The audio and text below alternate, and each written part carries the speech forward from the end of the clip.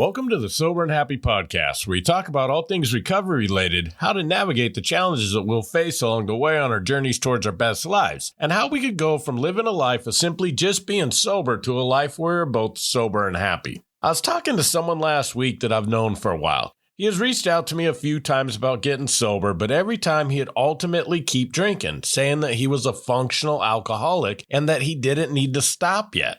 When I saw his number on my phone and I answered this time, the first words out of his mouth were, "Well, I'm no longer functional." It got me thinking about my period of drinking when I referred to myself as a functional alcoholic and how, like my friend, the functional part eventually went away. So can someone be a functional alcoholic? And if so, is there a way to maintain that status, or is it just a phase on the way towards being a full-blown alcoholic?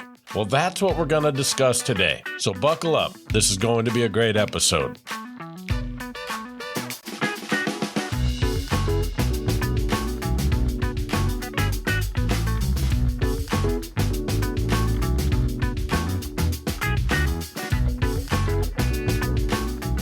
Welcome back. First, I want to apologize if my voice is a little jacked up. I'm a huge baseball fan, and it's playoff baseball right now, and my Arizona Diamondbacks are in the playoffs. I was blessed enough to be able to take my mom and one of my nieces to a baseball game earlier, and it was a very exciting game, so my voice definitely paid the price. But we're going to go ahead and push through it, and I thank you for having a little bit of understanding. So today is a big milestone for this podcast. When I started, I committed to putting out an episode a week for one entire year, and then I would decide if I wanted to continue doing this. Last week was a 52nd episode, and today is the first episode of the second year. I want to express my gratitude to every person who has listened to an episode, and for each person who has shared my podcast with someone else. For every email or DM I've received from people saying that the podcast has helped them somehow. Whether to continue to produce episodes every week wasn't even a debate in my head at this point. As long as you guys keep listening, I will keep putting out new episodes every Friday. So thank you again to everyone who has supported me in this journey. Okay, now back to the episode. I remember the first time I heard the term functional alcoholic. My drinking had started to get to a point that family and friends started voicing their concerns. Some even started mentioning the alcoholic word. I knew I was drinking too much, and if I was to be completely honest with myself, I wondered sometimes too if I was becoming an alcoholic. But I never wanted to admit it because that would mean people would want me to quit, and I was not ready to quit. So I was sitting at a restaurant one night with some friends, and two women were at the table next to us having a private conversation that was loud enough that most of the tables around them could hear. One woman was lecturing the other about staying in a relationship with a man who was an alcoholic. The lady defended her boyfriend by saying, "Look, it's not like he's some homeless bum living in a ditch drinking out of a brown paper bag. He's a functional alcoholic. He goes to work, he pays the bills. Yeah, he drinks a lot, but he is still functional." I had not heard that term before that moment, but I knew I was going to use it. I mean, it was powerful enough that not only did the girlfriend buy it as a legitimate excuse from her boyfriend, but she was even using it to justify his drinking to her friends.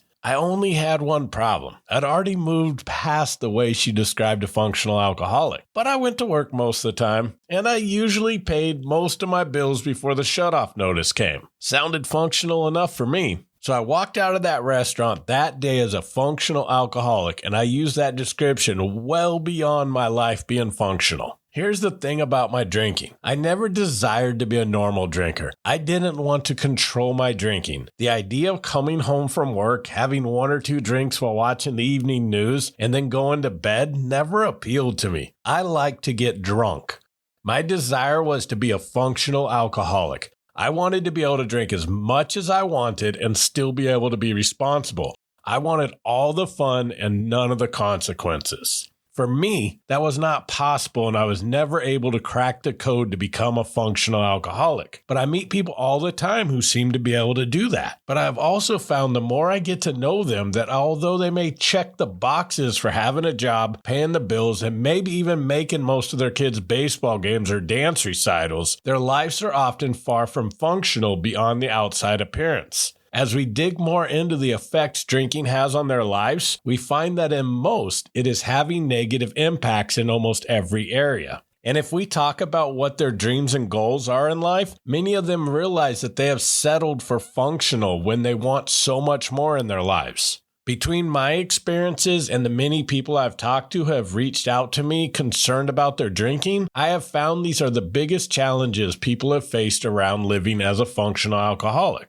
Number one, it's very hard to maintain that state. For most people I've known, myself included, being a functional alcoholic is just one of the many stages of the progression of alcoholism. It also very often is just another form of denial. I really never was a functional alcoholic, even from the most basic definition of functional. I just did not want to refer to myself as a full-blown alcoholic, and it seemed to lessen the stigma in my own mind. And as my drinking progressed, I just changed my own definition. At first it was going to work and paying the bills. Then it was, well, I've never been fired from a job for my drinking, and I've never been evicted from a place or had a vehicle repossessed. Eventually, all I could say is, well, it's not like I'm homeless and begging for money for a drink. And when it gets to that point, I learned that you often are not very far from becoming exactly that. When I first got sober, the only car I could afford was a 1985 Toyota Camry that had about 250,000 miles on it.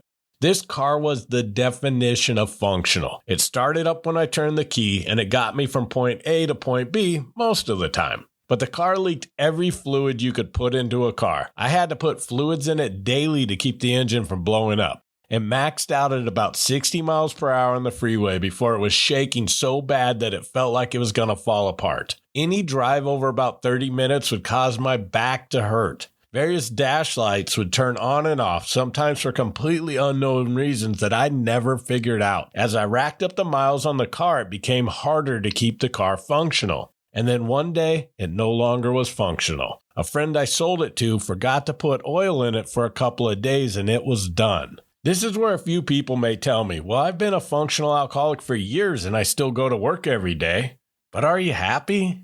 This is where most people pause before replying to me. Even among the most functional of functional alcoholics, there is still a level of emotional turmoil that comes with drinking alcoholically, no matter how much you shine it up with the term like functional. Like having to constantly maintain that car I mentioned, maintaining a life of a functional alcoholic can be extremely hard. I found that no matter how functional I was, the relationships in my life suffered. It turns out not everybody looked at functional alcoholism with the same positivity as that lady at the restaurant defending her boyfriend. No matter how much I tried to downplay the effects of my drinking, it affected my ability to show up fully in every relationship in my life. I put every dream and ambition I had on hold, and I continued to lower the bar on the standards I had for myself. And no matter how hard I tried to justify it to myself and others, there was a part of my soul that was dying, and I felt it. My depression and anxiety grew, and I treated it the only way I knew how, which was more drinking.